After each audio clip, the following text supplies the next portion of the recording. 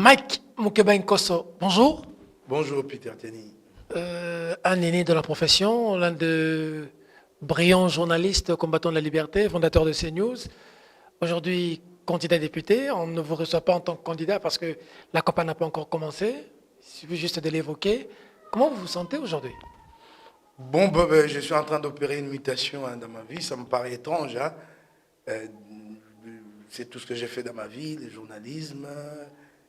Aujourd'hui, je me lance en politique. C'est une nouvelle vie euh, pour moi, avec d'autres réalités beaucoup plus complexes que la vie d'un journaliste. Mais au moins, entre les deux, tu as le même stress. C'est aussi stressant l'un à l'autre.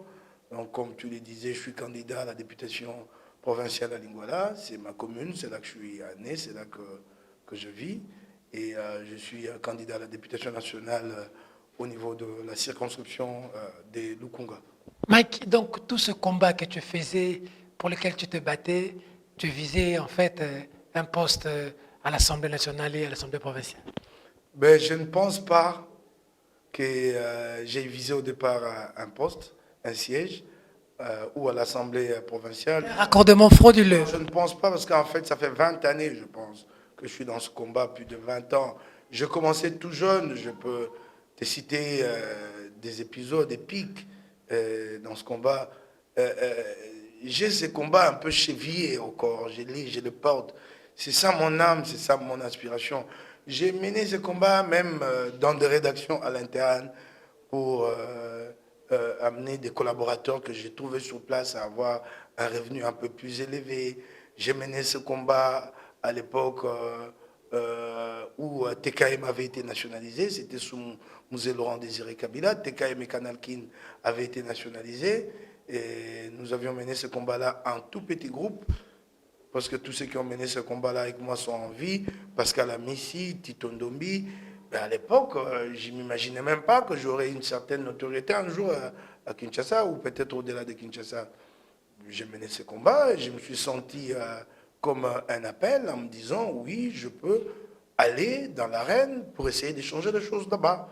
En étant acteur, peut-être que je veux plus influer sur le cours de l'histoire qu'en étant journaliste. C'est un choix que j'ai fait, mais en même temps, j'ai reçu l'appel de plusieurs compatriotes. Et chaque fois dans la rue, les gens m'interpellent, me disent, écoute, pourquoi tu n'y vas pas? Pourquoi tu n'y vas pas? Alors, quand je prends cette sorte de vocation que j'ai ressenti à moi depuis quelque temps, et ces appels de mes compatriotes, j'ai dit, bon, ok, je m'assume dans ce nouveau rôle.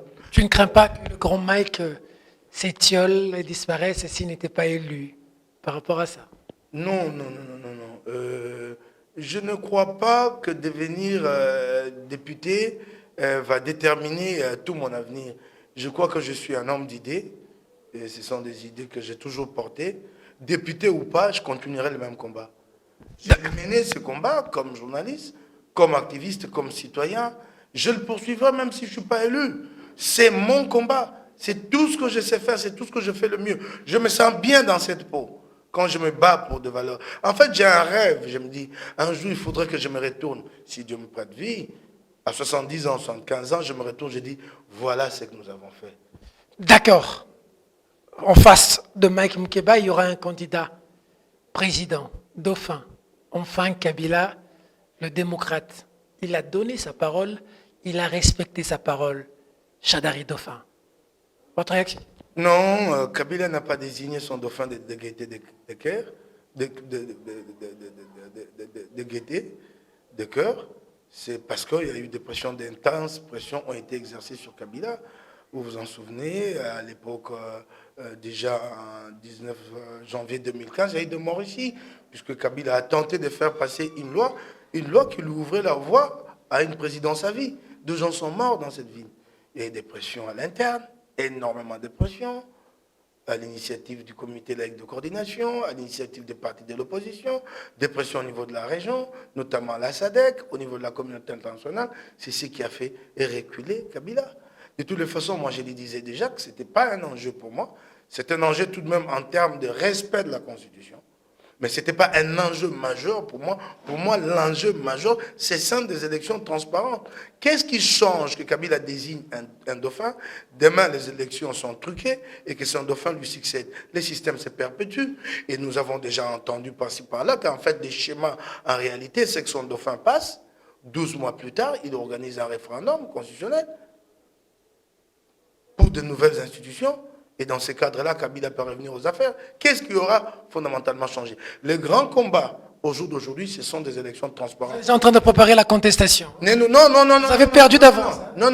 Moi, je ne prépare pas la contestation. Je pousse plutôt à préparer la surveillance électorale pour contrer la tricherie. Il faut la contrer. Et j'ai dit même au comité laïque de coordination que désormais, la cible doit être la CENI.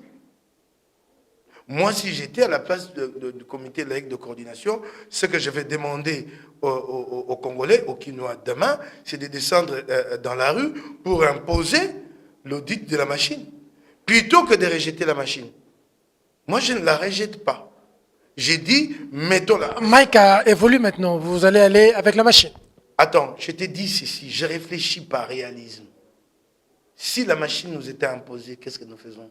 Ceux qui disent, avec la machine, on n'y va pas. Je leur pose une question. Quelle est l'alternative? Si la machine nous est imposée et que nous n'y allons pas, quelle est l'alternative? L'alternative, c'est refuser la machine pour que la machine disparaisse.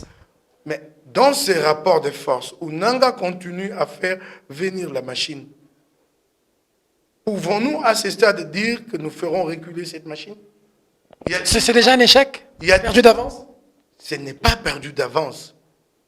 En 2011, Ngoï Mulunda avait refusé de permettre aux experts de l'opposition d'accéder au serveur central.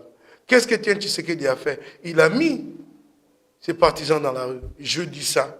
Et un jour, Mulunda a fini par ouvrir les serveurs aux opposants. Faisons-le au jour d'aujourd'hui, puisque nous redoutons cette machine. Puisque nous ne la voulons pas, nous disons pas la machine, et qu'elle nous est imposée, et que vous voyez très bien que le rapport de force ne penche pas en notre faveur. Ça, c'est clair. La communauté internationale, qui est un de nos principaux alliés, tout de suite hier, quand Kabila, ou avant-hier, quand Kabila a désigné son dauphin, quelle a été sa réaction? Elle se vante, elle se flatte des progrès dans le processus électoral. Donc ça voudrait dire que nous avançons. Ça veut dire que pour elle, cette machine ne pose pas problème. C'est plutôt notre problème à nous. Avons-nous la force de la refuser? C'est ça la réalité. C'est dommage que je vienne faire cette réflexion ici à la télé.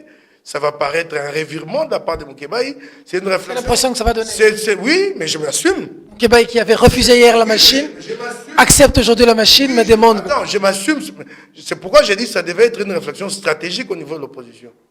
Mais puisque moi, je participe pas à leur réunion, quand ils discutent de ces questions, laisse-moi les dire ici.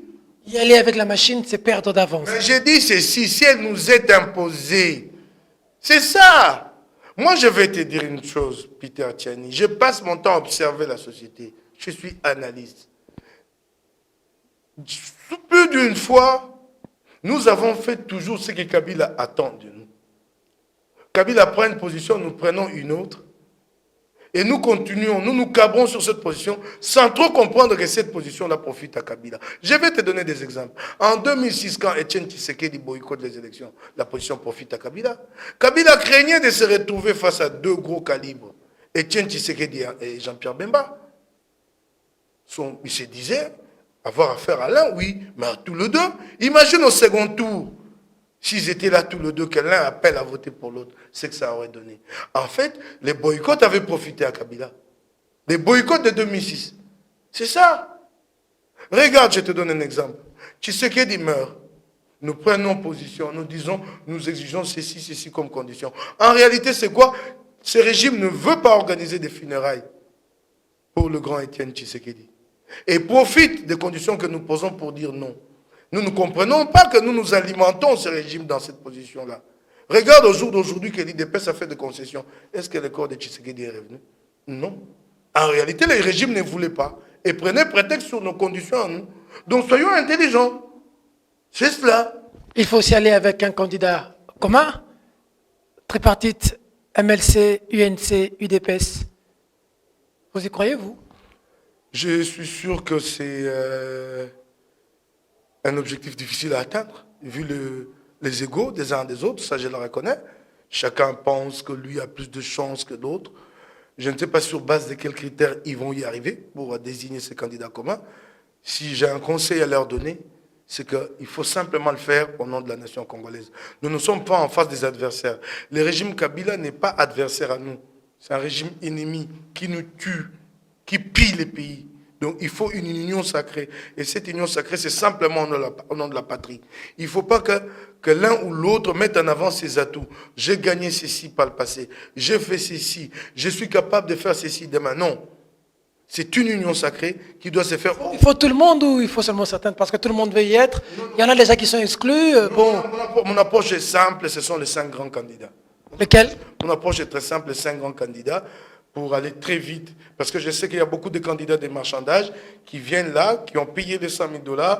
Vous l'associez à ces discussions. Tout de suite, la question c'est, si je concède, qu'est-ce que vous me donnez? Sans qu'ils vous disent d'abord ce qu'il est capable de gagner lui-même. Quels sont les 5 grands candidats? Les 5 grands candidats, vous avez Moïse Katumbi, vous avez Jean-Pierre Bemba Gombo, vous avez Félix Antoine Tshisekedi, vous avez Adolphe Muzito et vous avez Vital Kamerhe. Autour de 5 candidats. Vous citez Muzito, vous ne citez pas Fayoulou, vous ne citez pas Mokia. Non, ne me piégez pas. Il ne faut pas que demain les gens disent que je suis venu ici pour régler des comptes à des individus. Je pense qu'il y a 5 grands candidats à mon point de vue et ce sont ceux-là. C'est autour de ces 5-là que les discussions doivent être conduites. Je crois que si un consensus est dégagé autour de ces autres-là, nous trouverons moyen, possibilité d'intégrer les autres. Plus vous élargirez, plus ça sera très difficile. Moïse n'est pas là, comment il va? Si Moïse n'est pas là, je crois qu'il pèse dans ces pays et qu'il pourra toujours participer, même par personne interposée, à ces discussions. Il peut dire à partir de Bruxelles, oui, j'adhère, oui, j'accepte ces candidats communs-là. Et le combat pour le retour de Moïse n'est pas encore clos. Détrompe-toi. Il ne fait que commencer ce véritable combat d'ailleurs. Il va venir, Moïse? Au jour d'aujourd'hui, pendant que nous parlons, c'est vendredi, Cyril Ramaphosa atterrit à Kinshasa. Entre autres questions à l'ordre du jour, l'inclusivité.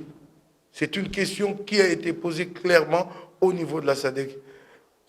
Sitôt que Kabila a désigné son témoin, Cyril Ramaphosa et Emmanuel Macron ont eu un entretien téléphonique. Ils se sont félicités de cette avancée. En même temps, ils ont dit que c'était inadmissible qu'un candidat de la trame de Moïse Katumbi soit exclu et qu'il fallait se battre pour l'inclusivité. Et c'est pour cela que Ramaphosa arrive ici. Donc ça ne fait que commencer. Il y a un sommet à l'ordre du jour à Luanda, Komessa, SADC, la semaine prochaine, le 14 août exactement. La même question sera abordée. En fait, l'ordre du jour, c'est principalement la situation des élections en RDC. Donc cette question d'inclusivité sera abordée. Et d'ailleurs, là, l'opinion a eu la preuve qu'il y a comme un acharnement sur Katumbi. Je me demande si ce n'est pas une haine personnelle que Kabila voue à Katumbi, de refuser à un citoyen de rentrer dans son pays. Il faudra bien qu'un jour Kabila nous dise qu'est-ce que Katumbi lui a pris à titre personnel. Ce n'est plus de question d'État, c'est une haine contre un individu, un citoyen. C'est quand même très grave ça. Et là, sur la question de Ramaphosa, et c'est là peut-être que l'opinion peut expliquer. L'avenir va changer quoi? Il y a quelque chose de fondamental, et Kabila le sait, et l'opinion doit le savoir, c'est que la désignation du dauphin n'a pas tout réglé. Elle n'a pas tout réglé. La communauté internationale aujourd'hui a une position claire. Et c'est ce message que porte Ramaphosa, c'est ce message qui sera porté à Luanda. C'est quoi le message? C'est clair, il ne s'agit pas du départ de Kabila, mais du départ de la gouvernance Kabila. Les pays de la région estiment que la gouvernance Kabila a été nuisible à l'ensemble de la région. Donc si vous prêtez attention aux leurs du Dauphinat, demain, le système se perpétuera. Nous sommes un État souverain, ce n'est pas les Ramaphosa et consorts qui doivent venir nous imposer des gens ici. C'est une réalité des rapports internationaux. C'est les Congolais qui définissent ce qu'ils veulent. Si vous n'avez pas, bâti un État puissant, messieurs, les autres vont interférer dans vos affaires. Nous imposer des candidats, nous imposer des systèmes de gouvernement. Vous devez d'abord être un État puissant. Un État puissant, ses principaux appuis, c'est l'économie, c'est l'armée.